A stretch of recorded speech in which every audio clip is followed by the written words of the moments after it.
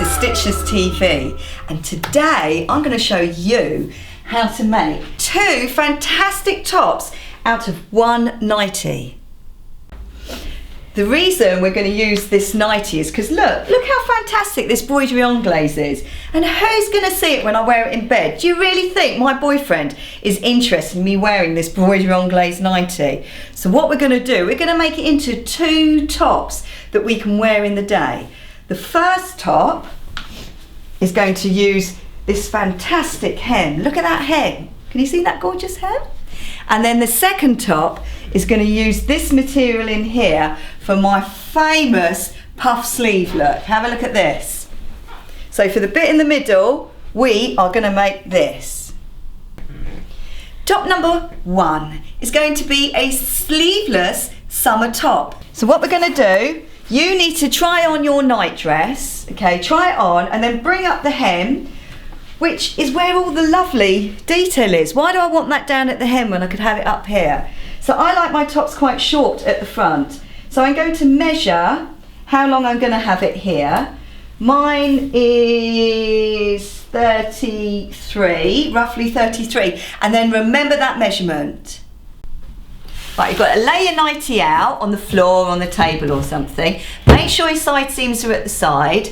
Now that measurement, do you remember it? Mine was 33 centimetres, but you might want yours a bit longer, or if you're pregnant, you might want it a bit longer as well. So I'm going to put that measurement down on my fabric, and I'm just going to fold the fabric over whilst putting a tape measure around my neck. Fold the fabric over. Going to need the measurement again because I've just lost it. 33 centimetres for me, but yours might be longer. And then do you know what? All we do, we just cut. But it's that moment, isn't it? Cutting a ready-made garment. Ah! So I'm just going to go roughly straight across. I can see the distance from there being equidistant, so I know that it's more or less straight. So now I've got this. It's wonderful. Do you know how much this would cost? If you had to buy broderie anglaise like this, which you can get from Barnet Lawson in Little Portman Street, actually, up in Oxford Circus. But if you had to buy this, it's quite a lot of money, you know. So now we're left with this, which I have to say looks quite nice, just like this, doesn't it? You can just hem that if you want, but I want that gorgeousness to come up here, and I want this to be my puff sleeves. So what we've got to do is this. We're going to just, you can unpick it if you want, but I haven't got time for that. So I'm going to very carefully cut really, really close all the way round. So this is what we've got. So we've got the top, and then we've got the bit that we've just cut off. So don't throw this piece away, because this is the piece that we're going to use for making our gorgeous look. Gorgeous puff sleeves. So this is what we've got. Now you know how much I love my notches because I try not to use pins, and they're like landmarks when you sew. Wow, it's a really good idea that, isn't it? They're like landmarks when you sew. So for the top, to find out where their centre notches are, I'm folding it, and do you know what? I'm going to cut the swing ticket off too and just chuck it on the floor. And so I'm folding it over. So for the centre notches at the back, little snip, and for centre notch at the front, a little snip like that. And then we need to know where the centre notches are on the skirt bottom. So look, we've got those 2 pieces together there, and we're going to fold them over to find out where the middle is, matching up my side seams, which is somewhere there. Where are you? There. And then we're going to put a little notch for the front and the back. Now what we could do is we could just run a large gather stitch along the top there, gather it up and just put it onto there, because that would be lovely as well, wouldn't it? And then it would be like a flouncy sleeveless top. But that's obvious, so I don't want to do that.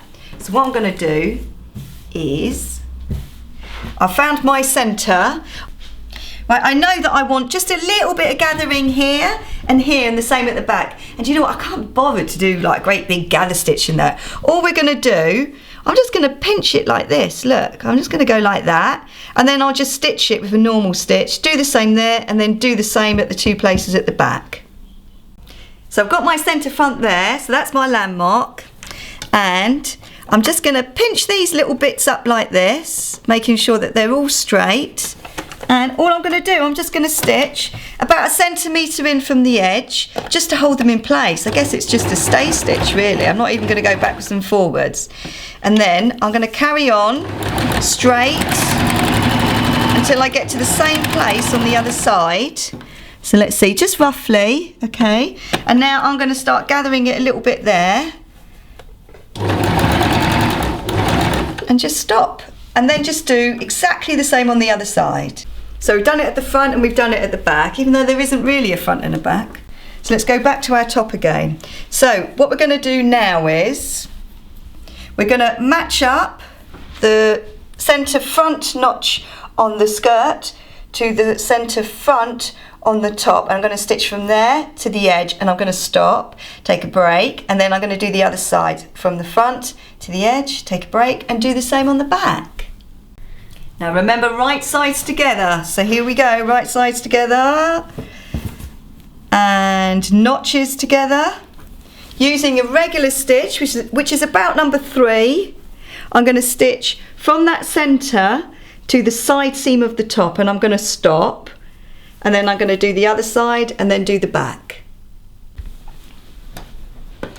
This is quite important actually. Look, come and see. So when I get to the side seam, I am probably stopping 1 stitch away from that side seam. Go backwards and forwards. So this is what we've done. Look, this is where I stopped, you know, kind of like a stitch away from the side seam. Okay, now the reason why is because when we've stitched up the other side, it's then that we're going to stitch up this and we're going to stop right there. I get so excited. When we get near the end, it's just so exciting. So we've stitched on the front and we've stitched on the back. Now come and look here. These are those bits that are left over, right? We haven't stitched them. Now line up your side seam and make it all so it's all flush. Now don't worry if that side seam has fallen a little bit forward or a little bit back. It doesn't matter, no one will see. So you're just going to pull that like that, and you're going to stitch straight down there. Now the important bit is can you see in there? You must stop just before where your stitch finished there, and then do the same on the other side. You're lucky you didn't see the bits that we just cut. This is the dodgy bit at the end. Can you imagine what we said? Anyway, we come to the end there, and it's got to be kind of in line with your stitching but must not touch there. Here we go. And backs and forwards to finish off. And then just go and do that on the other side. Zigzag, we've got to finish off the edge before we press it. Now I would suggest zigzag in the front and the back first, and then come in and do those side bits. So I've finished all the zigzags. It is important to zigzags. I mean, you probably think, oh, why do I need to do the zigzags? But it is important because you know, it's good to have the things finished off because then you feel good wearing them. Right, now we need to press. Look, it is. Look how great it is. But you don't wear it like this. I'm going to show you how you do. I mean, you can if you want. You can wear it with these bits hanging down. But what I do is, you see this square, you've got to tuck it in. So you tuck it in, and effectively, they're kind of like pockets. Can you see that? Look, you create a kind of pocket effect, which I don't know if they function as pockets. You might be able to stick a little tissue in there or something. So I'll do the same to the other side over here. 2 tops out of 190. Look at that. I wouldn't necessarily wear them together because I do feel a bit like I should be doing some Greek Zorba the Greek dance or something. But look, do you like it? It's great.